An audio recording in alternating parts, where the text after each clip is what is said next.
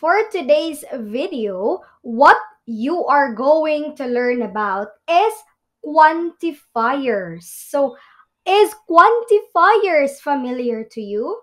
On the screen, it says there, 1, 2, 3. How many? How much? Quantifiers. So, to begin with, we have quantifiers are determiners that describe quantity in a noun or phrase.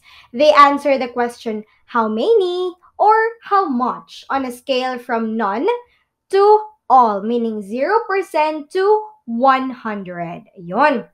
So before we proceed to the different quantifiers, let me emphasize that when we say quantifiers, you are using these words if ever you are not sure or you are not specific about a particular thing or a particular person. You are not specific about the amount of those descriptions or definitions or whatever. So let's move on to the different quantifiers. For the first one is we have any. Any is defined as being unlimited number or amount. It is mainly used in negative sentences. It can be used with count and non-count nouns. And any plus the subject noun, the noun is plural and takes a plural verb. So for us to be able to understand more what is the use of any, here are some examples. Yon. First one is we have, he doesn't want any assistance from the crew. So, ibig sabihin, may negative siya kasi parang self-centered siya, na gusto niyang walang help or walang assistance galing sa ibang tao. Yon. Another one, do any profit we get go to a worthy cause? So, ibig sabihin, kahit ilang profit ba ang ma-receive natin, worthy ba ang cost nito, di ba? Next is we have, don't you have any compassion for the poor? Yun, parang nagtataray. Don't you have any compassion for the poor? Meron ka bang kahit kaunti man lang na compassion para sa mga mahihirap? And also we have, let's lang siya, don't you have any compassion for the poor? Ayun. Next one. Another quantifier is some. Indefinite number or 50%. Ibig sabihin, hindi lahat. Iilan lamang. It is mainly used in an affirmative sentence. Affirmative meaning approved, di ba?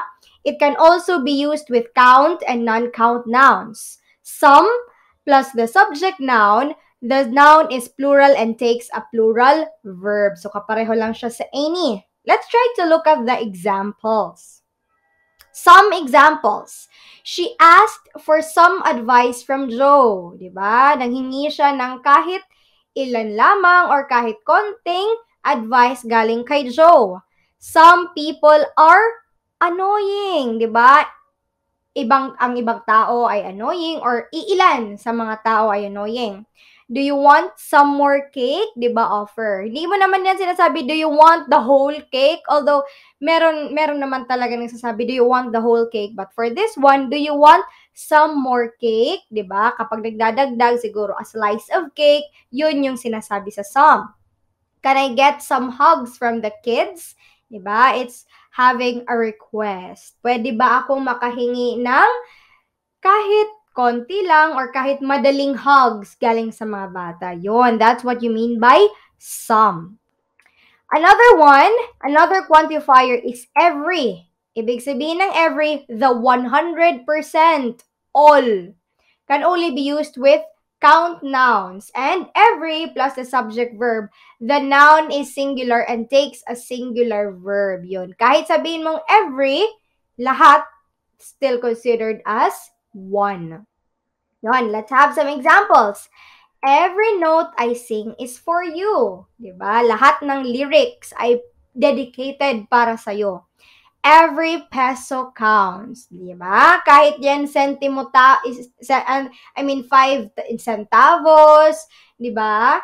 Every peso counts. Kahit pinakamaliit na quantity or yung pinakamalaki, it counts. Next, I haven't taken a picture of every performance. Ibig sabihin, siguro sa 10 performance, 9 lamang ang kanyang nakuhanan. So, he or she wasn't able to have a picture of every performance. Meaning, sa lahat ng performance, wala siyang nakuhang picture.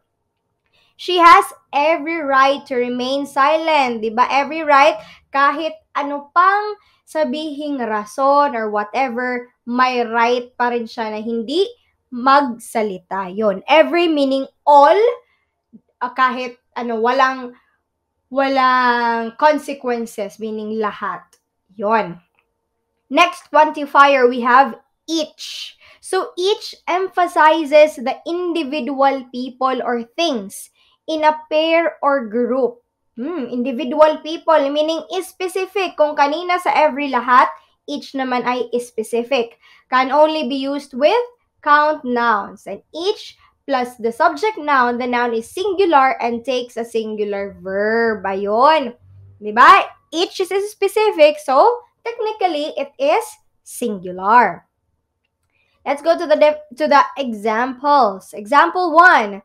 Will you please call each candidate again? Diba? Each candidate, ibig sabihin, pabalikin sila sa stage isa-isa or lahat. Each passenger needs to pay their fare, of course. Each, meaning individually. Merong magbabayad dapat. Or kung may magbabayad na iisa lang, syempre yung ibabayad ay para sa kanilang dalawa. Yun, hindi as a total. Next, the meeting was called because the manager can talk to each employee. Diba? So, ibig sabihin, yung meeting ay para sa lahat, pero lahat ng employees or isa-isa sa mga employees ay kailangan mag-attend. Yun, each. Next, we have quantifier no.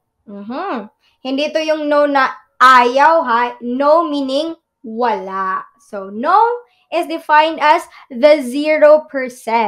It is used in an affirmative sentence, but the context is negative. Yon, parang approve siya, pero dinecline. Yon. Can be used with both count and non-count nouns. And the no plus the subject noun, the noun is plural and takes a plural verb. Ibig sabihin, plural verb, lahat na. No consequences, lahat. Examples.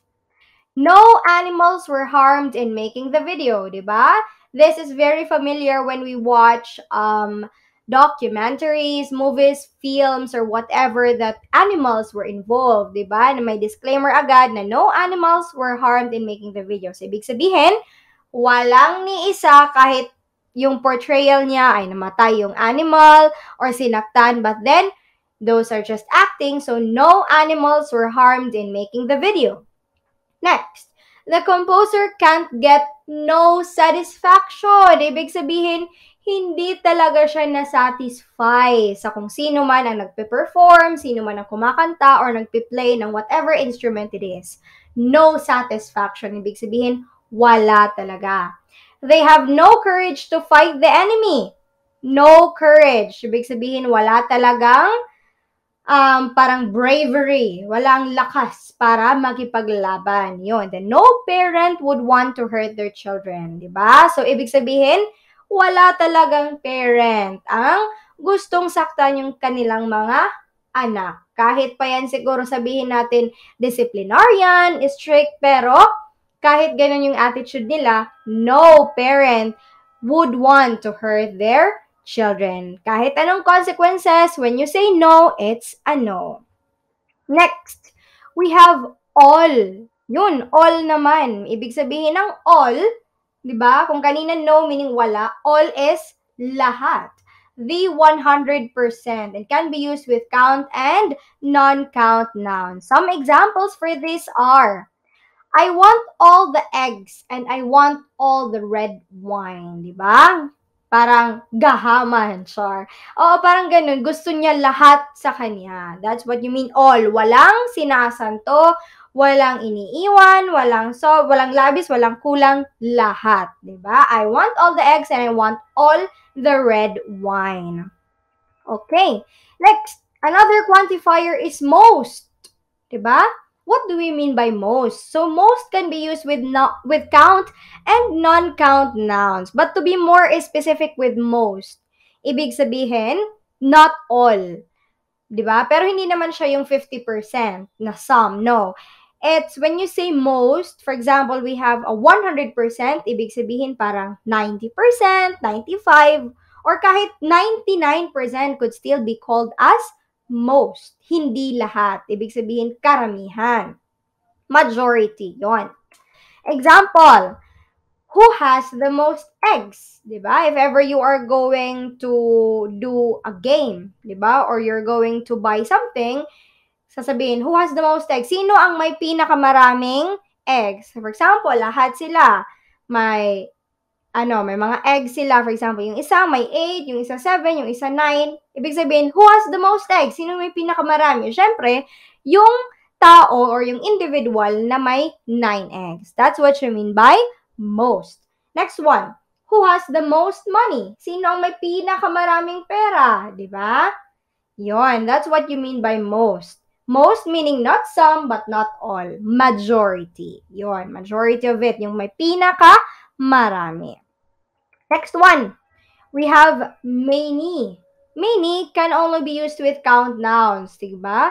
Many, ibig sabihin, marami. Siguro, ilagay natin sa comparative and superlative, yung kanina would be the superlative, meaning most. Itong many, parang comparing lang, diba?